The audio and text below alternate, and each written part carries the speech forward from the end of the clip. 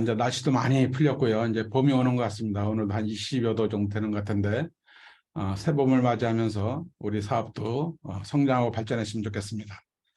오늘 제가 맡은 MBM 강의 내용은, 이 인디 오너의 품격이라는 제목인데, 인디 오너라는 뜻은 인디펜던스 비즈니스 오너라는 뜻이에요. 인디펜던스라는 뜻의 준말이 인디입니다. 그렇게 좀 여러분들 이해하시면 좋겠고요. 그래서 우리 에이비어들이 어떤 품격을 가지고 해야 되는가, 뭐 그런 뜻이겠죠. 그래서 우리는 리치드 사장님의 10가지의 강력한 말씀을 우리 한번 되새겨보는 게 필요하다 싶어서 저는 지난 시간에 나는 틀렸습니다. 나는 미안합니다. 당신은 할 수 있습니다. 당신의 능력을 믿습니다.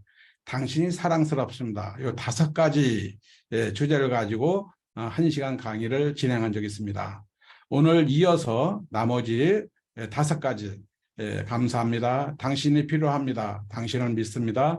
당신을 존중합니다. 라는 내용을 가지고 여러분들과 함께 공부하는 시간을 갖기로 하겠습니다. 제가 이 책을 과거에도 읽었어요. 뭐 사업을 오랫동안 했기 때문에 한두 번 읽은 게 아니었거든요. 10년 전에도 20년 전에 읽었는데요. 사실 그때는 내용이 이거 10가지의 강력한 말이 이해 못할 내용들이 단 한 글자도 없었습니다. 그런데 왜 지금 새로 읽으면서 왜 이것이 내 가슴을 뛰게 하고 왜 리치드 보스사님이 저런 말씀을 하신 것이 구구절절이 옳은가? 제가 성장하고 제가 인생을 살아가면서 정말 이제 조금 더 아미를 좀 아는 듯한 그런 느낌을 받고 있고, 제가 이걸 공부하면서 정말 우리 리더들이 이걸 제대로만 이해하신다면 좋은 인간관계를 가지고 많은 사람들과 함께 성공적인 삶을 살아갈 수 있다는 생각을 저도 했기 때문에 이런 내용의 주제를 한 번 정도 책을 내면 다 읽으셨겠지만 제가 한번 같이 이 책을 한번 같이 공부를 하면서 검토해 보는 것이 중요하다. 그리고 여러분들이 요거로 끝내지 마시고요. 한 3번 내지 4번을 정독을 해보시기 바랍니다. 그리고 노트에 정리하면서 니치의 그 생각, 왜 니치 사장님이 이런 말씀을 하셨는가.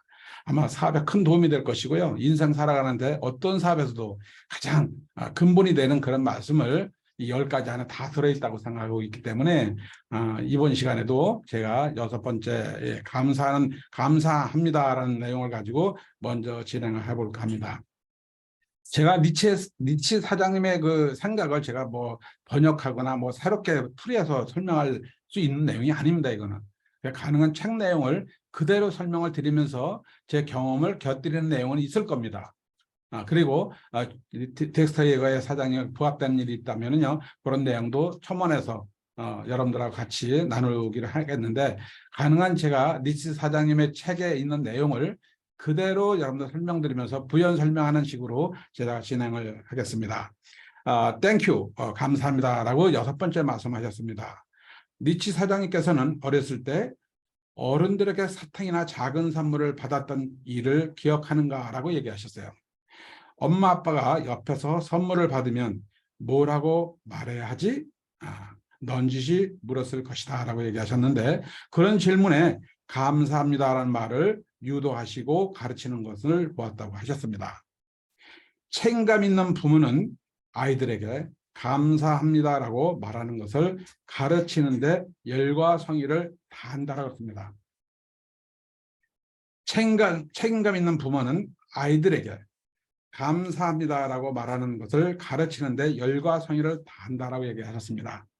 자, 우리 정말 우리 가정에서는 우리 아이들이 있을 것이고, 또 이 파트너들의 그 아이도 있을 것이고, 주변에 많은 아이들이 있을 겁니다. 이게. 그래서 문명 사회에서 성공적으로 정착한 모든 사람들은 감사합니다라는 말이 생활화되어야 한다라고 얘기하셨습니다. 가게 점원에게, 가게를 찾아준 소비자에게, 가게 점원은 가게를 찾아주는 소비자에게, 레스토랑에서는 웨이터에게, 누군가에게 칭찬해 줄 때 우리는 감사합니다라는 말을 한다는 것이죠. 감사합니다. 다른 사람들의 너그러움을 인정하는 행동이라고 얘기하셨거든요. 그 사람들의 호의와 우리를 생각해 주는 정성을 인정한다는 의미다라고 니치께서는 얘기를 하셨습니다. 니치 사장님이 존경받는 이유 중에 하나가, 이건 제 생각입니다. 제가 책을 읽어보니까 정말 직위구호를 막론하고 인간의 존엄성을 중시하신다는 점이었어요. 그 사례를 보면요, 이렇게 써 있습니다. 아메이 국제본사를 완공하였을 때, 그랜드 레피지에 있는 아메이 본사죠. 그다음에 2007년도에 그랜드 레피지 시내에 JW 메리트 호텔을 준공할 때, 그때 이야기를 이렇게 이야기하셨습니다. 그 당시 하원 의원이었던 제너럴드 포드 전 대통령이시죠. 제너럴드 포드 대통령이 그 그랜드 레피지시에서 하원 의원을 하셨을 당시입니다. 그리고 그랜드 레피지 사장, 그 지역의 빈스 리더들, 다른 고위 관리들을 초청해 헌정식을 거양하게 되죠. 어떤 건물을 완공했을 때 우리 한국 같으면 이런 고위직을 모시고 헌정식을 할 때 아마 제일 먼저 하실 거예요. 그러나 니츠가 다른 것은 뭐냐면 고위 관리 인사를 참석한 헌정식에 앞서서 다른 특별한 행사를 열었다고 얘기하셨습니다. 그 특별한 행사라는 건 뭐냐면 본사를 건설할 때 현장에서 애써준 숙련공들, 환경미화원이라든가 하청업체 직원들, 전기공들, 이렇게 우리가 보면 아주 이렇게 소홀히 했던 그런 분들을 모두 초대해서 본사에서 파티를 열어줬다는 겁니다. 그런 하원의원이나 아니면 지역의 유지들, 시장들을 먼저 헌정식에 초청한 게 아니고 이분들 전에 아주 어렵게 우리 본사 건물이나 호텔 지을 때 이게 환경미화원까지도, 그다음에 전기공까지도 이런 분들을 먼저 초대해가지고 정말 이 본사를 해서 파티를 열어줬다는 얘기가 굉장히 인상적이었어요. 그 당시에 니치와 제이는 수많은 숙련공들이 완공된 건물을 바라보며 좋아하는 모습을 회상하며 이렇게 나왔어요. 그리고 기쁨을 함께 나누었다는 이야기가 나옵니다. 한 사람 한 사람 악수하며 감사 인사를 전하였다고 이렇게 책 내용에 나오거든요. 정말 감동 아닙니까? 이런 부분들이. 아마 한국을 비교하는 건 아닌데 아마 전 세계 이 회장이나 사장님께서 그 회사의 건물을 완공했을 때 과연 그 하청업체 직원들을 초대해가지고 먼저 축하해주고 파티를 열어주면서 감사 인사를 나누는 CEO가 있을까요? 아마 전 그런 분 못 봤습니다. 근데 니치는 이미 수십 년 전에 그런 일을 해오셨다는 얘기입니다. 이게. 그래서 여러분들이 다친 데 없이 건물을 제때 완공해 주셔서 감사합니다라는 말씀하시며 일일이 다 다니는 악수를 하면서 선물을 드렸다는 얘기가 굉장히 좀 인상적이었어요. 그래서 제이와 니치가 운영하는 모든 업체의 전 직원들에게 매년 크리스마스 선물을 받았다는 내용이 나옵니다. 그들이 카탈로그를 보고 원하는 선물을 직접 고를 수 있게 했다는 거예요. 우리가 선물을 구입을 해서 그냥 하나씩 놓아주는 게 아니고, 저도 직장 생활할 때 직장에서 선물을 일괄적으로 구매해가지고 하나씩 다 준 적이 있거든요. 그것도 너무너무 감사했어요, 사실은. 근데 니치께서는 그렇게 하지 않고 각 수백 명의 직원들은 다 의사를 물은 거예요. 어떤 선물이 갖고 싶냐고, 뭘 마련해 주면 좋냐고, 그걸 다 조사해가지고 가격 불문하고 그분들이 원하는 선물을 전달했다는 내용이 여기 나옵니다. 그래서 그들의 카탈로그를 보고 원하는 선물을 직접 고르도록 했다는 얘기. 제이와 내가 그들의 노고를 감사 표하는 하나의 방식이었다라고 얘기하셨습니다. 또 세 번째는 가족에게도, 특히 손자, 손녀와 증손자, 증손녀에게도 감사하는 마음을 항상 전한다고 얘기했습니다. 그래서 많은 것을 배우고 느끼게 하는 니치의 어떤 감사에 대한 얘기를 여러분들하고 같이 나눠봤습니다. 하루하루를 감사하는 마음으로 살고 작은 호의나 배려에도 고마움을 표현하는 것이 좋다, 이렇게 얘기하셨습니다. 니치는 나는 감사하는 마음에 강력한 힘이 있고 그것이 사회에 더욱 긍정적인 방향으로 나가도록 돕는 하나의 열쇠라고 생각한다고 얘기하셨습니다. 니치 리버스 사장, 이런 얘기 하시더라고요. 가족 얘기를 하면서 이 전 사장이시죠. 이 덕디버스. 니치 디보스 사장님의 막내 아들인 것 같아요. 이분이. 덕디보스 사장이 아빠는 우리가 어렸을 때 정말 가정을 돌보지 않았다는 거예요.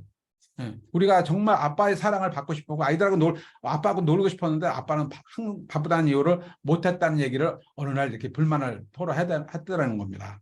그래서 니체가 가만히 보니까 정말 내가 회사 일에 열중하느라고 우리 가족들을 돌보지 못했다는 것을 인정하고 미안하다라고 얘기를 하면서 그 이후부터는 덕을 데리고 출장 갈 때마다 항상 동행을 했다는 얘기가 나옵니다. 전 이 내용을 보면서 저희 가족 생각이 났어요.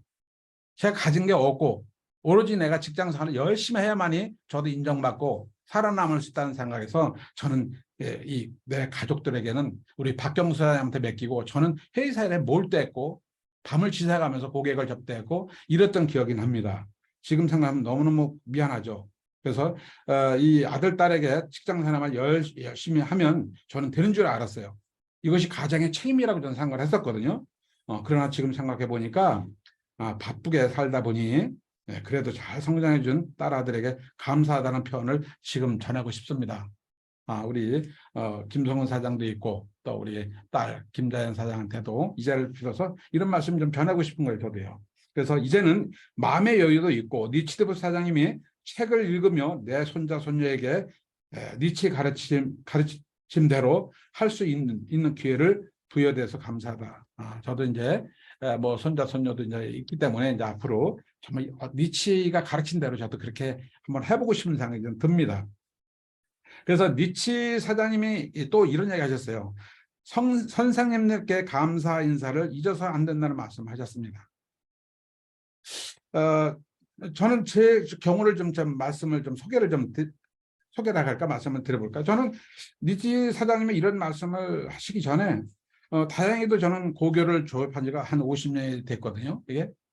그래서 3년 전에 그 3학년 담임 선생님이 돌아가시 전까지는 매년 스승의 날 꼭 두 분을 초대해서 간단한 식사 대접을 드리면서 더블엑스 하나씩 선물한 적이 있습니다. 한 분은 역사 선생님이었어요. 저의 담임 선생이었습니다. 한 분은 상업 선생이었습니다. 그러나 역사 선생님은 항상 과거를 얘기하셨죠. 상업 선생님은 항상 미래를 얘기했던 기억이 납니다. 근데 제 기억으로는요, 역사 선생님, 우리 담임 선생님이었던 우리 선생님을 더 기억도 많이 나요, 지금. 왜냐하면 이분의 가르침은 늘 인성을 가르치셨어요. 그리고 많은 제자들을 똑같이 공부를 잘하든 못하든 똑같이 대화하면서 똑같이 사랑해 주셨던 기억이 납니다. 그래서 많은 제자들도 존경심을 받았던 그 선생님이 계셨어요. 그런데 이 상업 선생님은 그 당시는 싫었어요, 다. 저도 항상 미래를 얘기하고 이렇게 살아야 된다, 저렇게 살아야 된다, 이렇게 얘기할 때마다 어린 학생 마음으로는 저도 싫었거든요. 근데 지금 돌이켜보면 늘 미래를 얘기해 주셨고 비전을 제시해 줬던 선생님은 자녀들도 크게 성공시켰고요. 교장으로 은퇴하셨고 지금도 생존하고 계십니다. 어쩌면 그 선생님의 영향을 제가 받았는지도 몰라요. 그래서 지금도 장수를 하고 계시고요. 그 다음에 자녀들도 크게 성공을 시켰고 잘 살아요. 저에게도 영향을 주셨던 그런 선생님이 항상 미래를 얘기해 주셨던 선생님 같아요. 어쩌면 우리 파트너들이 스폰서가 잔소리하고 시선소리 할 때 항상 꿈 얘기하고 미래를 얘기할 때 이 상업 선생님 같은 그런 생각으로 우리가 생각을 하지 않았겠나, 그런 생각을 할 때도 있지 않나, 이런 생각을 좀 해봅니다. 저는요. 그래서 니치드부 사장님께서 큰 영향을 주신 분이 책에 나옵니다.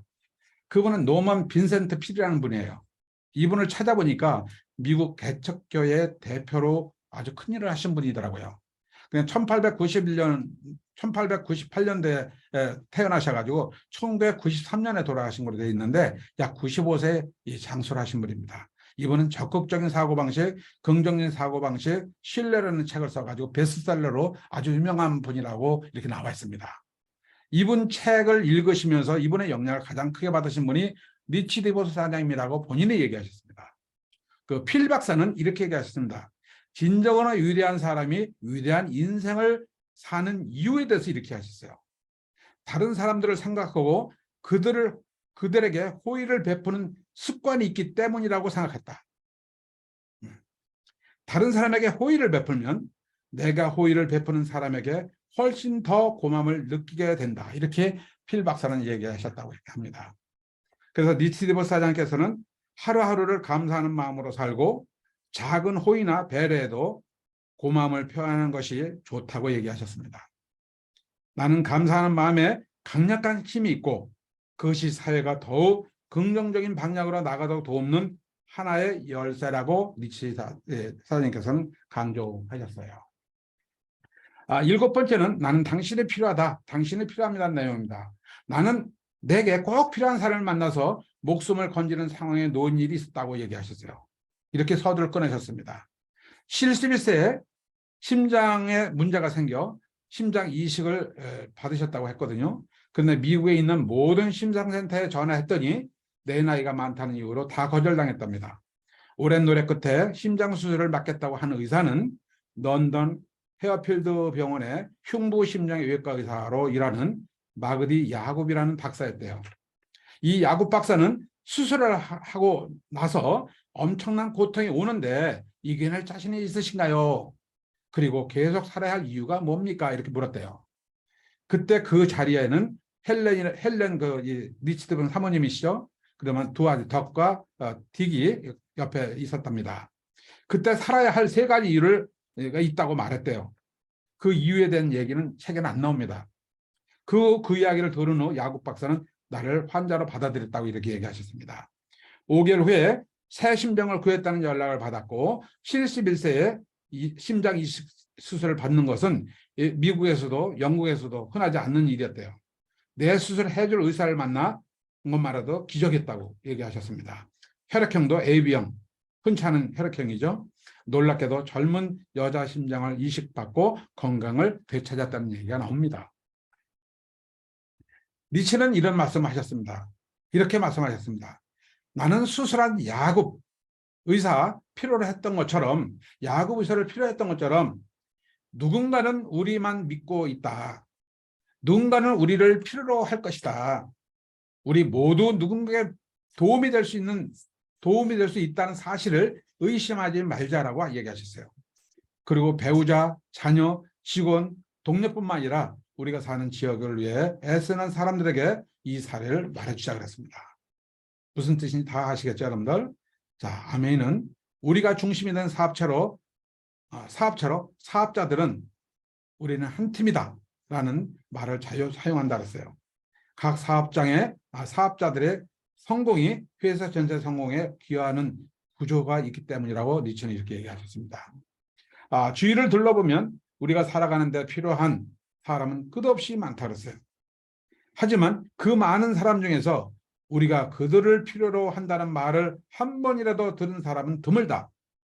우리는 그들의 수고를 당연시하고 그들의 존재에 대해 별로 생각하지 않는다는 얘기를 하셨습니다. 제가 이걸 뜻이 좀 약간 난해해서 제가 가만히 여러 번을 이렇게 보니까요 이런 뜻 같아요. 우리는 우리가 필요한 사람에게 당신들 덕분에 잘 지내고 있어요라는 말을 건네는 사람이 없다는 거예요. 이걸 당연시 생각한다는 얘기입니다. 이렇게 당연시 생각하면 안 된다는 뜻이겠죠, 이게. 그래서 나는 책을 정리하면서 부끄럽고 반성도 해보는 시간을 가져봤습니다, 저는요. 직위가 높은 사람이라 해서 직위가 더 낮은 사람에게 당신이 필요하지 않습니다라고 말할 수 있을까요? 이렇게 얘기하셨고요. 그렇지 않다고 얘기했습니다. 사장만 가득한 회사가 있다면 성공한 회사라고 볼 수 있을까요? 없다고 했습니다. 겨울에 제설차 운전자가 눈을 치워주지 않는다면 회사 사장은 자동차를 타고 출근해서 할 수 없다고 얘기를 하셨습니다. 모든 사람이 다 필요하다는 것이겠죠. 이게. 관리인이 없다면 사장이 건물 관리까지 다 해야 된다는 것이죠. 모든 사람이 다 소중하다는 뜻을 이렇게 강조하신 것 같습니다. 제 제품을 생산하거나 가게 점검 및 보수하는 사람들이 없다면 회사는 난장판이 된다. 사장도 필요하고 전문도 필요하고 미화원도 필요하다는 뜻이겠죠. 이게 우리가 속한 가정, 학교, 회사, 지역사회 모두 마찬가지입니다. 사회 전체 생활은 생존은 사회 전체의 생존은 우리가 서로를 필요로 한다는 사실에 바탕을 두고 있다. 좀 이거를 쭉 읽어보면서 읽고 제가 생각하면서요. 우리 집에 우체부 아저씨한테 내 감사 인사를 한번 해본 적이 있는가? 우리 제품이 수시로 우리 대문 앞에까지 배달을 해주는 우리 CJ 아저씨들한테 정말 음료수라도 하나 내가 전달을 해야 되겠다는 생각을 해봤어요. 정말 모든 사람한테 이 감사하는 마음을 가져야 되겠다는 생각을 가지면서 하나하나 실천해 보려고 노력을 하는데 쉽지는 않은 것 같습니다. 이런 부분들. 그다음에 바브라 스트라이샌드라는 분을 소개를 했습니다. 이분을 찾아보니까 뮤지컬 배우예요. 가수이면서 배우입니다. 이분은 제가 잘 모르겠더라고 어떤 분이. 그래서 찾아봤어요. 할리우드에 살아있는 전설로 나옵니다. 이렇게 미국의 가장 많은 앨범을 판매량을 기록한 그런 아주 유명한 배우로 평가되고 있더라고요. 이분이 어떤 뮤지컬 역사상 가장 명곡 중에 하나인 퓨퓨리라는 그런 내용을 소개를 했습니다. 이 퓨퓨라는 그 주제곡에 이렇게 나와 있대요. 사람들이 필요로 하는 사람이 세상에서 가장 운 좋은 사람이다. 이런 글귀를 니치디브 사람이 인용을 한 겁니다. 그 책에 보니까 이게. 그래서 저는 이 글귀를 딱 보면서 나는 행복한 사람이다. 나는 파트너가 스폰서를 필요로 하고 소비자가 기다려주는 에이비어들이 세상에서 가장 운 좋고 행복한 사람이다라고 저는 생각을 했습니다. 여러분 동의하시나요? 정말 이 니치의 이 얘기를 들으면서요. 정말 이런 것을 또 우리가 배우고 있구나, 또 느끼고 있구나, 생각해야 되겠구나 하는 생각을 해봤습니다. 자, 8번째는 I trust you. 난 당신을 믿습니다. 신뢰한다는 뜻을 가지고 여러분들하고 공부를 해보겠습니다. 언젠가 한 친구가, 니치의 친구겠죠. 집안 전통인 실내 메달 이야기를 한 적이 있다고 얘기했습니다. 그 집안은 21살이 되면은 실내 메달을 주는 자격을 고른대요. 그걸 받으려면 가정 또는 지역사회부터 신뢰 또는 좋은 관계를 유지했을 때 그 자격을 취득하는 그런 자녀들에게 신뢰 메달을 준다는 내용을 소개한 겁니다. 부모의 신뢰를 얻는 것은 부모가 아이들을 믿는다는 뜻이다. 온 가족이 20일째 생일을 축하하기에 모이면 아이에게 신뢰 메달을 수여하고 그 기쁨을 함께 나눈다는 집안 이야기입니다. 니치는 인간관계에서 신뢰를 얼마나 가치 있게 여기는지 좋은 아이들하고 소개하는 부분이 여기서 있습니다. 그리고 당신은 믿습니다. 긍정적인 사람이 되는데 필요한 말씀 중에 아주 중요한 말이라고 얘기하셨습니다. 우리 사회의 성공 여부는 누군가가 일을 제대로 할 것이라는 믿음, 두 번째, 서로가 정직하게 행동할 것이라는 믿음, 셋째, 사람들이 약속을 지킬 것이라는 믿음에 달려있다고 니치 사장님께서는 얘기하셨습니다. 신뢰는 리더가 갖춰야 할 가장 핵심적인 자질 중에 하나로 리더가 되기 위해서는 반드시 믿음직스러워야 한다. 리더십은 일상생활, 즉 가정으로부터 시작돼야 한다라고 얘기하셨습니다. 자, 신뢰에 대해서 공부도 우리가 많이 강조를 했고 들었고 저도 강조하는 부분 중에 한 부분이 이 신뢰 부분입니다. 신뢰에 대한 중요성은 니치디브 사님만 강조한 게 아닙니다. 덱스터가 이렇게 강조하셨습니다. 끝없는 추구 구단에 보면은 사람들을 신뢰하는 법을 배워라 이렇게 나왔어요. 신뢰가 관계를 지속시키는 끈이다 그랬어요. 그 사람이 완벽하기 때문에 신뢰하는 것이 아니고 그 사람을 사랑하기 때문에 신뢰한다고 얘기하셨습니다. 덱스터의 끝없는 추구 구단을 꼭 여러분들 읽어보시면 다시 한번 여러분들 체크 한번 해보시기 바랍니다. 요거는 우리가 제가 다른 책에서 읽은 내용이에요. 토마스 제이 스탠이라는 조지아대 교수가 쓴 부자들의 선택이라는 책에서 제가 본 내용을 여러분들 소개합니다. 여기에 백만장자들의 특징의 내용에 이런 내용이 나옵니다. 6단에 이런 내용이 나와요. 자신을 믿는다라는 얘기가 나옵니다. 백만장자의 특성 중에서 6단에 보면은 자신을 믿는다. 자신을 믿는 게 굉장히 중요하다. 성장 과정에서 가족들에게서 서서히 배워나가거나 스스로 키우고 성장시키는 것이다. 백만장자들은 자신감과 스스로에 대한 믿음을 키우는 능력을 갖고 있다라고 얘기했습니다. 자, 토마스 스탠이라는 그 조지아대 교수 책을 한번 기회가 되시면 한번 더 보시면 좋겠죠. 지금까지 니츠와 제이는 신뢰를 바탕으로 모든 인간관계를 해왔다고 얘기하셨어요. 그 사례로 사업 초기에 지은 작은 제조 공장부터 2km 가까이 기적의 일마이라고 본사 건물 단지까지 이르기까지 이 건물을 지었을 때 그 사례를 이렇게 얘기하셨습니다. 여러분 미국 가시면 본사가 기적의 1마일이라고 이렇게 써 있습니다. 기적의 1마일은 키로수로 따지면 1.6km를 얘기합니다. 공장 끝에서 끝이 1.6km예요. 아마 본사 가보신 분 아실까요? 네. 1.6km 정도의 큰 우리 아메이 본사 건물이 있죠.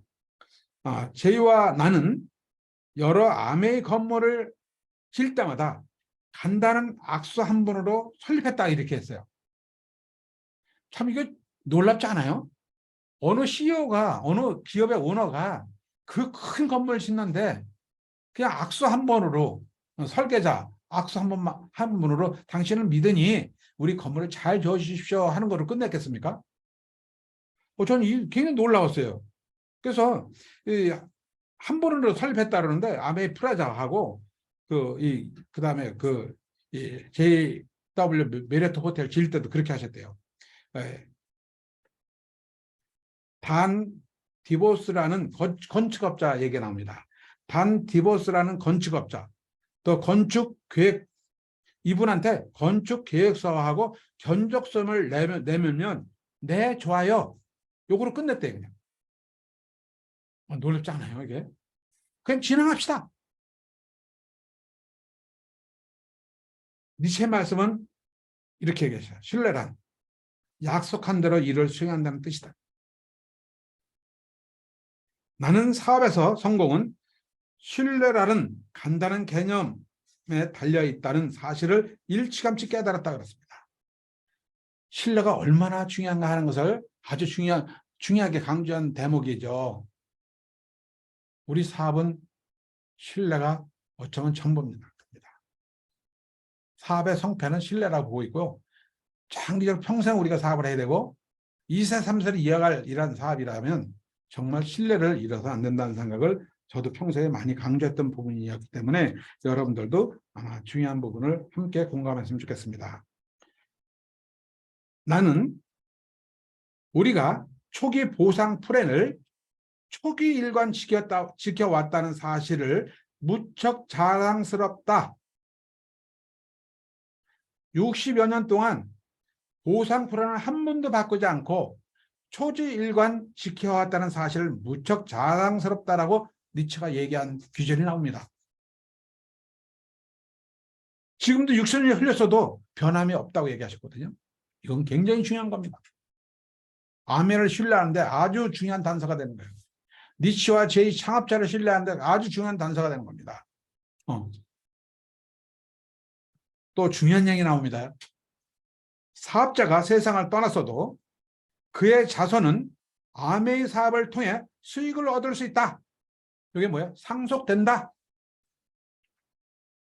이 귀절이 여기에 써 있습니다. 저는 이 사업을 처음 비전을 봤을 때 상속된다는 얘기를 듣고 비전을 봤는데 그때는 이 책을 읽기 전이었어요. 이 책을 읽었다면 제가 미국을 갈 필요 없었는데 이 책을 읽기 전이었기 때문에 진짜 상속이 되는가? 아메이 본사가 진짜 있는가? 뉴트라이트 회사가 아주 농장이 있고 회사가 있는가? 이걸 내가 지점장을 그만두고 이 사업을 해야 될 그런 상황에 직접 확인해서 미국을 갔다 온 얘기를 여러분 들어보신 적이 있을 겁니다. 첫 번째로 제가 질문했던 게 거기 CEO는 아니지만은 이사한테 이렇게 질문했습니다. 이 사업이 상속이 된다는데 맞습니까? 이렇게 질문했습니다. 예, 맞습니다. 미국은 이미 2대 3세 상속이 됐습니다.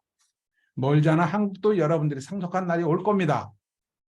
이미 우리는 4, 5년 전에 상속자를 지정하라고 이렇게 나온 적이 있습니다. 인감 다 떼어서 본사에 보내준 적이 있습니다. 여러분들 이제 믿으셔도 되겠죠? 여러분들 하는 이 비즈니스가 어떤 비즈니스인지 여러분들 아셔야 됩니다. 이 책에 니츠가 쓴 책에 이런 얘기 나왔다면 우리는 더 이상 투자할 이유가 없습니다. 이 책을 읽었다면 전 미국 안 갔을 겁니다.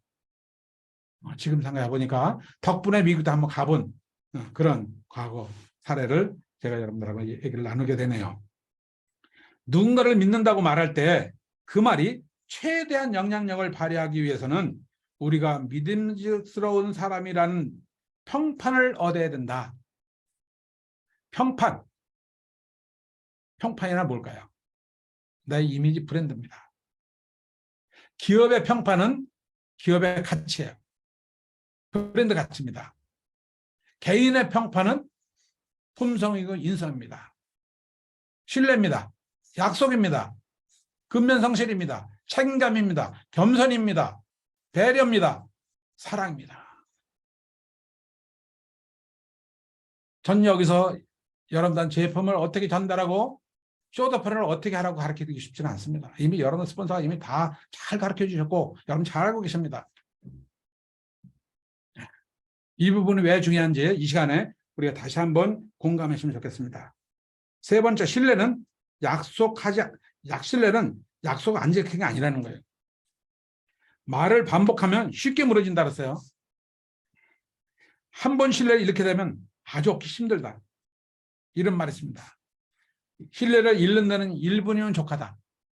그러나 그 신뢰를 얻는 데는 10년이 돼도 그 신뢰 다시 얻을 수가 없다. 특히 아이들에게 신뢰를 잃어서는 안 된다 이렇게 강조하셨습니다. 더욱더 그렇다 그렇습니다. 우리 자녀들한테도 주변에 많은 어린아이들한테도요. 신뢰의 속도라는 책에 제가 굉장히 두꺼운 책인데 신뢰의 속도라는 책에 보면 신뢰 방정식 내용이 나옵니다. 지난 시간에 제가 아마 이 강의를 한 적이 있었는데 전체를 대상했는지 우리 파트너를 대상했는지 잘 모르겠어요. 그러나 중요하기 때문에 다시 한번 말씀을 드립니다. 신뢰 방정식이 뭐냐? 신뢰가 높은 사람들은 비용이 적게 들어가면서 속도가 빨라진다. 성공 속도가 빨라진다는 뜻이에요. 그래서 성공도 빨리 하고 부자도 빨리 된다는 뜻입니다. 근데 신뢰가 없는 사람은 비용은 2배, 3배 들어가면서도 속도가 느려지기 때문에 성공도 부자도 어렵다. 이 뜻이 뭔 뜻인지 우리가 모르는 분은 없을 거라 생각합니다. 다시 한번 새길 필요가 있는 것이죠. 네 번째, 신뢰한다는 것은 곧 이기심을 버리는 것이다. 믿음직한 사람은 자신에게 잠재적인 기회가 오더라도 모두를 위한 최상의 선택을 한다. 우리는 팀에서 필요로 하는 것이라면 어떤 일이든 할 수 있다는 마음의 자세를 갖춰야 한다. 이렇게 얘기하셨어요. 당신을 믿습니다. 란 말은 서로 의지하는 사람 사이에 관계 다지는 데 도움을 준다라고 얘기하셨기 때문에 우리가 좀 참고로 했으면 좋겠습니다. 자, 9번째. I respect you. 당신을 존중한다는 뜻이죠. 여기에 아버지 얘기가 나옵니다. 니체의 아버지는 시몬이라는 분이에요. 시몬이라는 분은 늘 평판이 좋았다고 얘기하셨습니다. 아버지가 나에게 가르쳐준 값진 교훈 중 하나는 모든 사람은 가치 있는 존재이며 그 나름대로 재능을 타고났다는 것이다. 자, 이걸 보면서 참 나를 돌이켜보는 그 시간이 저도 가져보게 됐습니다. 우리가 어떤 사람이든 어떤 일을 하든 우리는 모두 누군가에게 소중한 존재다. 그럴 만큼 다른 사람들을 존중하는 법을 배워야 한다. 다른 사람들에게 존중받기 위해서는 우리가 먼저 그들을 존중해야 된다. 그래서 우리 김종인 사장님은 절대 긍정을 강조하시면서 강조하시는 게 뭐예요? 니츠가 얘기하셨던 You first. 당신이 항상 우선이다. 당신이 우선이다. 당신이 제일이다. 이거를 늘 우리한테 가르쳐 주지 않았습니까? You first라는 You first 이런 생각을 가지고 사업한다면 사업이 안 될 수가 없는 것이죠. 이게요. 그래서 세상에는 두 가지 유형의 사람이 있다. 어떤 사람이냐? 첫째는 저 여기 있어요 라고 자신을 알리는 사람이 있고요. 두 번째는 다른 하나는 거기 계셨군요 라고 다른 사람을 알려주는 사람이 있다는 거예요. 우리는 모두 두 번째 유형의 사람이 되어야 한다라고 니츠께서는 얘기하셨습니다. 남에게 존중받고 남을 존중하려면 먼저 다른 사람들의 이야기에 귀를 기울여라. 경청을 또 강조하셨습니다. 이 경청이라는 것은 기울을 경자, 그래서 들을 청자입니다. 바짝 귀를 기울이면 들으라는 얘기야. 그냥 수박 겉듣기 들을지 말라는 얘기입니다. 그래서 경청에 대한 얘기를 이렇게 강조하셨고요. 다른 사람들에게 관심을 보이고 그들의 이야기를 귀담아 들으면 남을 존중하는 마음이 성격의 일부로 자리 잡는다. 그러면 그는 멀잖아 지역사회에서 다른 사람들을 존중하는 사람이라는 평판을 얻게 된다는 내용을 얘기하셨습니다. 이거를 우리가 좀 책을 통해서 좀 더 깊이 좀 우리가 공부를 했으면 하는 그런 마음입니다. 사람들은 자신의 경험을 공유하거나 의견을 제시하기 위해 대화에 끼어드는데 이는 인간의 본성이다. 이거 참 리더들이 참 실수를 많이 하죠. 얘기하다 보면 내가 그냥 하고 싶은 얘기를 먼저 하려고 그러고 당사람의 이야기를 말을 끊는 경우가 있잖아요. 예, 저도 그런 경우가 종종 있습니다. 그래서 항상 지적을 받고 있거든요. 저도. 이게 본성이라는 거예요. 예. 사람은 누구나 존중받고 사랑받고 인정받기를 원한다는 사실을 기억하라는 거예요. 그게 나쁘다는 뜻이 아니라 그게 아주 그냥 본성이라고 얘기하셨습니다. 그래서 우리가 삶에서 만나는 모든 사람들에게 관심을 보이는 것은 존중하는 마음을 가장 숭고하게 보여주는 한 가지 방법이다라고 얘기하셨어요. 영화 배우이자 칼럼니스트였던 윌 노저스라는 사람이 언젠가 이런 말을 했다고 합니다. 저는 한 번도 싫은 사람을 만나본 적이 없습니다라고 얘기하셨대요. 모든 사람 관심을 보이면 싫은 사람이 없다는 뜻이에요. 제가 모든 사람한테 관심을 보이니까 싫은 사람이 없다라고 이렇게 하셨다는 거예요. 예. 자, 우리가 모든 사람에 관심을 보이면 싫은 사람이 없는 거예요. 예. 관심이 없다 보니까 소통이 안 되고 소통이 안 되다 보니까 단절이 되는 것이죠. 이런 부분이 참 우리가 인간관계 해 나가는 과정에서 참 때로는 소홀히 했던 부분이 있지 않나 이렇게 생각을 해봅니다. 그래서 니치드볼 사장님은 이렇게 또 얘기하셨습니다. 우리는 사람들에게 관심을 보이고 그들의 이야기를 귀담아 들어야 한다. 아까 경청하라 그랬습니다. 물론 사람들은 얼굴과 이름을 기억하는 것처럼 간단한 행동만으로도 존중하는 마음을 보여주고 또 존중받을 수 있다라고 얘기했습니다. 얼굴과 이름을 기억하라 얘기하셨거든요. 저희가 이제 대만 펑션을 엊그저께 다녀왔습니다. 3월 2일에서 3월 5일까지 3박 4일 다녀왔는데 펑션 때 제가 느꼈던 거, 거기에 총 리더인 왕리카이 사장을 유심히 봤습니다. 저희 얼굴을 기억하더라고요. 저희 이름을 기억하고 있더라고요. 저는 굉장히 그 부분에 대해서 감동을 했어요. 사실 몇 번 안 만나 뵀거든요. 한국에서 한두 번, 또 중국에서 한 번, 두 번, 그 많은 리더들이 많은데도 불구하고 얼굴로 나만 기억하는 게 아니에요. 다른 리더들도 기억하시더라고요. 훌륭한 리더, 큰 리더는 이렇게 많은 리더분들을 얼굴을 기억하고 이름을 기억하면서 많은 관심을 보이겠구나는 생각을 이번에 그런 생각을 하게 됐습니다. 누군가가 우리의 이름을 기억해 줄 때 중요한 사람이 그럴 때 우리는 존중받는 듯한 느낌이 든다라고 그랬거든요. 자, 이건 뭐냐? 중요한 사람이 그럴 때 누군가 우리의 이름을 기억해 줄 때 모든 사람이 이름을 기억해 줘도 좋지만 중요한 사람이 그럴 때 리더들이 그렇게 할 때 우리는 더 감동을 받는다는 뜻이죠. 예. 자, 우리가 이 모든 분들이 다 리더니까 좀 새겨들어야 될 부분이라고 생각합니다. 우리는 모든 세상에 유일무이한 존재이고라고 얘기했어요. 유일한 게 두 개가 없다는 뜻입니다. 예. 사람은 유일하게 당신 하나, 귀중한 존재라는 뜻이겠죠. 그런 점에서 우리는 대접받고 싶은 대로 우리가 대접받고 싶은 대로 다른 사람들에게 대접해 그들에게 존엄성을 존중해야 된다라고 강조했습니다. 조물주는 우리 모두에게 각각의 임무를 부여했고 누구나 세상에서 맡은 역할이 있다고 했습니다. 그래서 아까 경비원도 필요하고 운전사도 필요하고 그 다음에 눈 치는 사람 필요하고 성서 미안도 필요하다고 얘기를 하셨어요. 니체 사장님께서는요. 그래서 그러므로 우리의 재능과 직업을 다른 사람과 비교하지 말아라. 모두의 재능과 직업을 존중할 줄 알아야 된다. 특히 리더는 중요하다. 그럼에도 불구하고 우리는 편견에 따라 사람들을 비하하고 무시하는 경우가 종종 있을 수 있다. 이런 걸 안 했으면 좋겠다. 편견이라는 말이 나옵니다. 가를 편자입니다. 이게. 편을 가른다는 뜻이에요. 좋은 사람, 나쁜 사람, 흑백 논리가 분명하다는 얘기입니다. 이런 건 안 좋다는 얘기겠죠. 그래서 우리가 보면은 편식, 편애, 편집증. 하여간 편제되는 건 안 좋은 거예요. 편식. 우리 아이들이 편식하면 싫어하죠. 편애. 사람을 누군 사랑하고 누군 싫어하고 이런 거 아주 진짜 안 좋다는 얘기예요. 어느 초등학교 이 교사가 학생들 대상으로 여론조사라고 할까요? 조사를 해본 거예요. 그러니까 여론조사는 이제 어른들한테 한 거지만 어린 학생들한테 물은 거죠.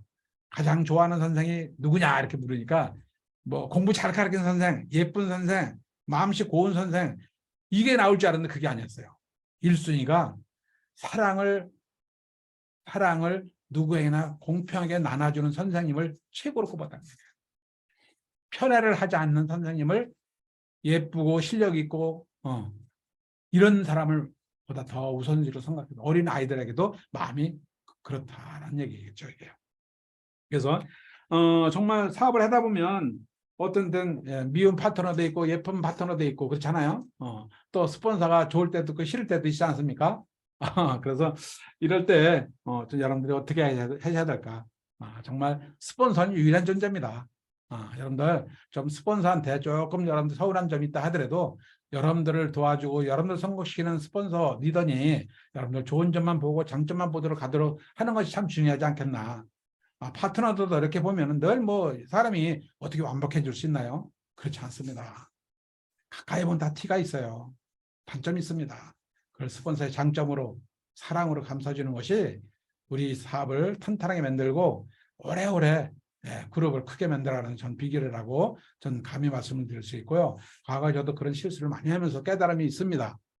이런 부분을 저는 우리 사업에서도 놓치셔서는 안 될 부분이라고 생각합니다. 그다음에 사람들의 그 인생을 서로 비교하면서 사는 것은 부질이 없는 것이다 얘기하셨어요. 자, 여기에서 우리가 좀 얘기를 나눌 부분이 있습니다. 덱스터께서는 이렇게 얘기하셨습니다. 평균을 낮추지 말라는 얘기가 나옵니다. 시스템에 보면. 이거하고 부합된 내용입니다. 리치드 사장은 모든 사람을 존중하고 존엄성을 지켜줘라 얘기하셨는데 덱스터는 그게 아니고 평균을 낮추지 말라. 이게 무슨 뜻일까요? 동기부여 받는 측면에서는 비교받은 느낌을 들을 수 있다는 거예요. 피업, 성장, 무대에 세우는 일 이런 건 평균을 낮춰서는 안 된다는 얘기입니다.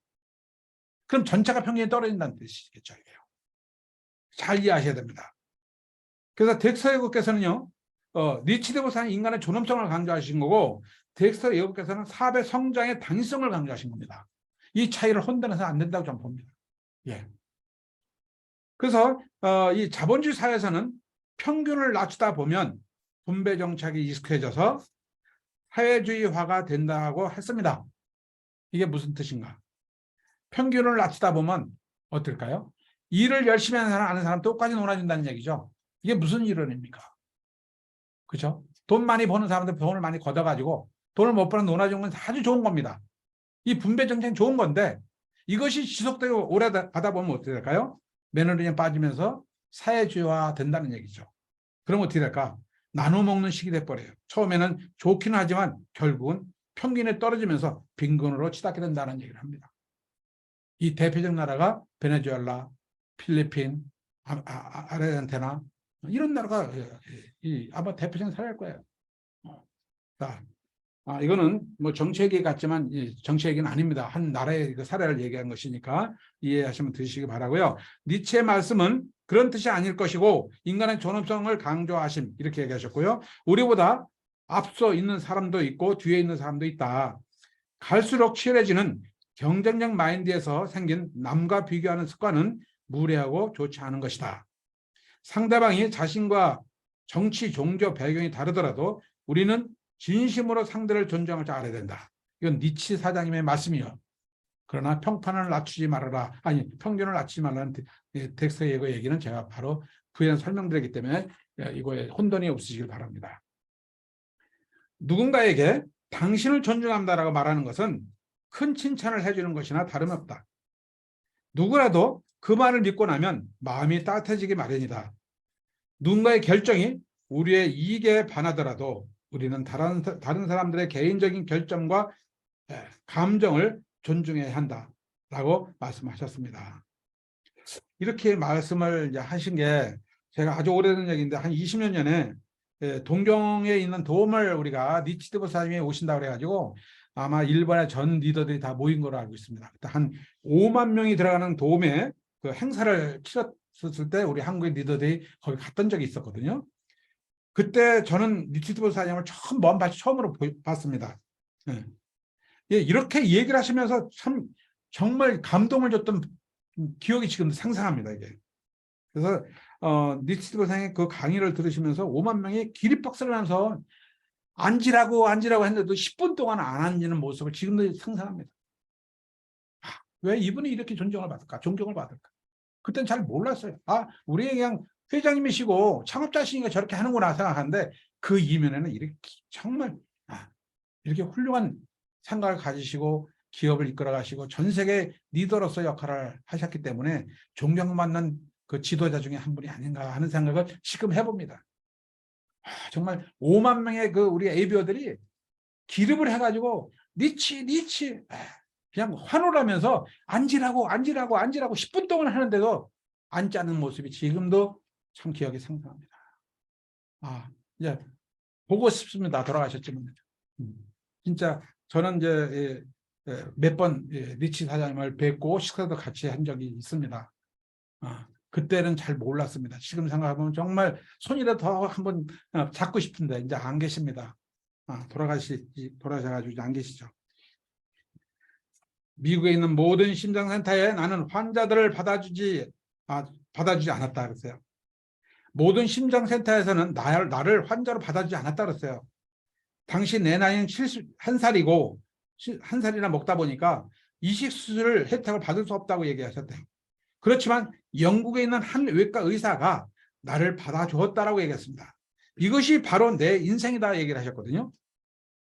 비록 여러 명의 거절을 당하더라도 신은 마지막 문을 열어 우리를 귀인에게 인도했다 그랬어요.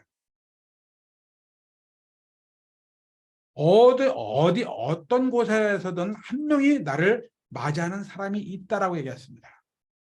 왜 니치가 왜 심장수술에다 이렇게 강조를 하시면서 우리한테 얘기했을까요? 니치드 사장님 심장이 아프셔가지고 안 좋으셔가지고 심장 수술하시면서 여자의 심장을 받았다는 얘기를 몇 번 하시는데 그 뜻을 제가 깊은 뜻을 이해하지 못했어요. 이차게 지금이야 보니까 어떤 뜻인가 봤더니 니치드 사장님 왜 심장 수술에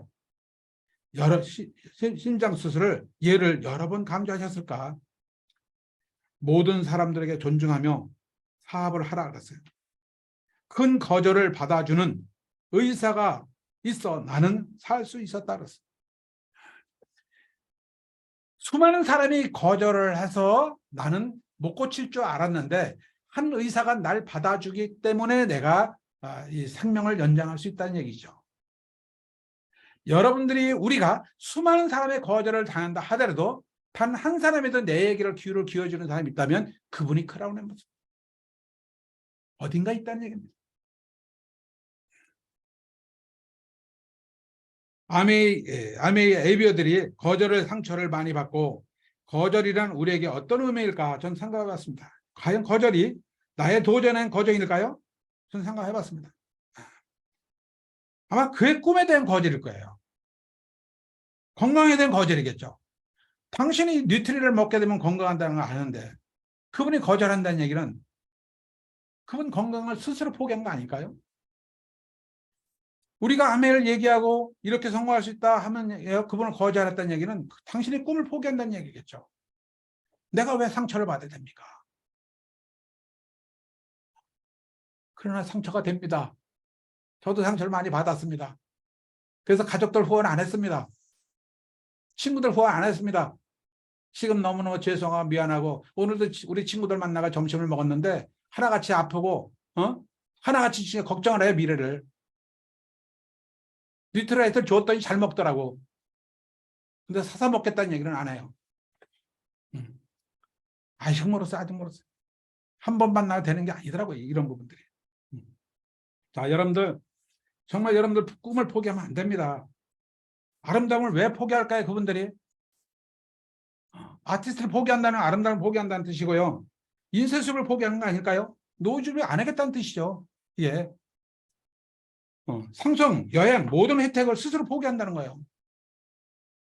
이건 내가 가슴 아플 일이 아닙니다. 그분들이 가슴 아플 일이죠. 저는 그렇게 얘기했어요. 에이비어는 애국자라고 얘기했습니다. 저는.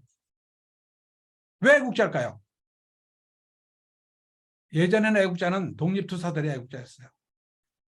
지금의 애국자는 세금 많이 낸 사람의 애국자입니다. 의료보험료를 많이 내고도 의료보험 혜택을 안 받는 사람의 애국자입니다. 아니에요, 여러분들? 에이비어들 선거하시면은 세금 엄청 냅니다. 에이비어들 선거하면은요, 여러 의료보험은 100만 원, 200만 원, 어떤 사람 몇백만 원 내는 서 있습니다. 근데 뉴트라이트를 너무 많이 먹어가지고 아프지를 않아요. 온 가족이. 병원에 가지를 않습니다. 국가라 봐서는 정말 애국자 아닙니까? 미국에서는 20년 전에 클린턴 대통령이 에이비어들한테 그렇게 얘기했습니다. 여러분들 진정 미국의 애국자로 얘기했습니다. 대통령 직접 한번 협회에서 그렇게 얘기했다니까. 우리 대한민국도 은연한 대통령이 그런 말을 할 날이 오지 않겠습니까, 여러분들? 우리의 꿈을 끝까지 지켜나가는 게 굉장히 필요하다는 생각합니다. 자, 마지막으로 I love you, 사랑합니다. 이거로 마치겠습니다. 누군가에게 온 마음을 다해 사랑합니다라고 말하는 것에는 놀랄 만큼 강력한 힘이 있다고요. 아내 헬렌이 내 인생을 풍요롭게 해주고 깊은 영향을 미쳤다는 사실을 볼 때 우리는 천생연분이라는 생각이 든다고 얘기하셨습니다. 하늘이 마련해준 인연이라고 얘기하셨어요. 헬렌과 내가 만난, 니체의 만남은 하늘이 맺어준 인연이라고 얘기를 이렇게 하시더라고요. 우리의 사랑은 시간이 지나면서 점점 커지고 4명의 아이와 그의 배우자, 손자, 손녀 16명과 그들의 배우자, 그리고 증손자, 손자 5명까지 합하면 대가족을 이뤘다고 그랬어요. 헬렌은 다른 사람들에게 베푸는데도 후하다 그랬거든요. 남들에게 베푸는 것이 사람으로서 도리이자 신의 뜻을 따르는 행동이라고 늘 얘기하셨답니다. 사랑합니다. 말은 우리가 지금까지 살펴본 9가지 말을 모두 아우르는 강력한 표현이라고 이렇게 얘기하셨습니다. 특히 니치 사장님은 가족에 대한 각별한 내용이 이 책에 잘 표현되어 있으니 정독하시기 바랍니다. 사랑의 중요성을 니치 외 덱스테이거, 토마스 스테니 교수도 이렇게 강조하셨죠. 자, 덱스테이거께서는 시스템에서 이런 얘기 나와요. 시스템의 정신세계 나오죠. 첫 번째, 러브, 사랑이라는 얘기 나옵니다. 자기 자신을 사랑하라. 가족을 먼저 사랑하라. 그 다음에 스폰서를 사랑하라. 이웃을 사랑하라. 사회를 사랑하라. 그 다음에 희생, 우정, 봉사 순위로 강조하셨습니다. 자, 토마스 스탠리 교수는 이렇게 얘기하셨습니다. 백만장자 특징의 책에서 3단에 이런 얘기 나옵니다. 자신의 일을 사랑하라 그랬습니다. 우리 에이비어들로서 우리 에이비어들이 우리 사업을 사랑하나요? 여러분 사랑하니까 이 사업 하겠죠? 사랑 안 할 수가 없죠? 정말 전 너무너무 감사합니다. 일생을 살아오면서 가장 훌륭한 선택은 뭐 아내를 만난 거고 두 번째 선택이 있다면요 저는 아내를 만난 거라고 봅니다. 그래서 100만년의 특징 중에서 이런 자신의 일을 사랑하는 것과 보유재산 사이에 직접적인 상관관계가 있다고 그랬어요. 예. 자신의 일을 사랑하며 즐길 줄 안다면 부자가 될 가능성이 높다라고 얘기하셨습니다. 성공할 가능성이 높다고 얘기했습니다. 그래서 제가 우리 리더들에게는 부도 7단이라는 말을 강의해 준 적이 있어요. 부도 7단이라는 뭐냐면 근면을 근자입니다. 맨 처음에 근면해야 된다. 기본이. 두 번째 검사해야 된다. 세 번째는 모을 줄 알아야 된다. 네 번째는 사업을 해라. 다섯 번째는 부드러운 사람이 되라. 여섯 번째는 부드러울 유자입니다. 유연한 사람이 되라. 일곱 번째는 참아야 된다. 여섯 번째 참아오면서 사업을 해야 된다. 마지막은 즐길 줄 알아야 된다. 이것이 부도 7단입니다. 마지막으로 김수환 추기경님 말씀을 말씀을 소개해드리고자 합니다. 저는 신앙에 없는 사람이기 때문에 자신 있게 추기경님을 존경하기 때문에 제가 이 글귀를 여러분들한테 소개를 하는데 이렇게 얘기하셨어요. 사랑을 깨닫는 데는 머리에서 가슴으로 느끼는 시간이 70년이 소요되더라. 그 핵심에는 자기 사랑이 있고 그리고 가족, 이웃, 자연으로 넓혀 나가는 것이다. 고독하다는 것은 사랑할 줄 모르는 사람한테 온다라고 얘기하셨습니다. 우리 에이비어들은 고독할 틈이 없겠죠. 행복한 삶은 사랑부터 시작한다. 하버드의 벨런트 교수가 한 얘기입니다. 배려, 겸손, 책임감, 신뢰 꼭 지켜라. 그리고 약속 중요하다. 공유경제는 나눔이고 협력 소비는 네트워크 마케팅이다. 4차 산업의 핵심은 AI, 로봇, 사물 인터넷이 아니고 사람 중심의 사회가 그 핵심이다.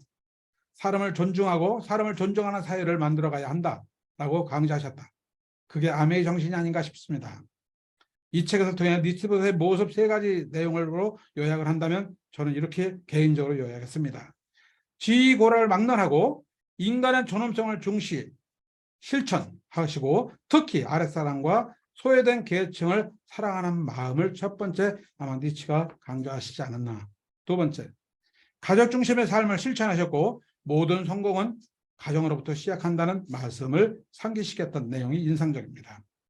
세 번째는 진정한 노블레스 오블리지에 실천하신 분으로 지구촌 구석구석에 영향력을 행사하신 지도자라고 저는 마지막으로 말씀드리면서 오늘 MBM 강의를 여기까지 마치겠습니다. 여러분들 끝까지 경청하신 우리 에이비어 OSR 팀들 감사드립니다.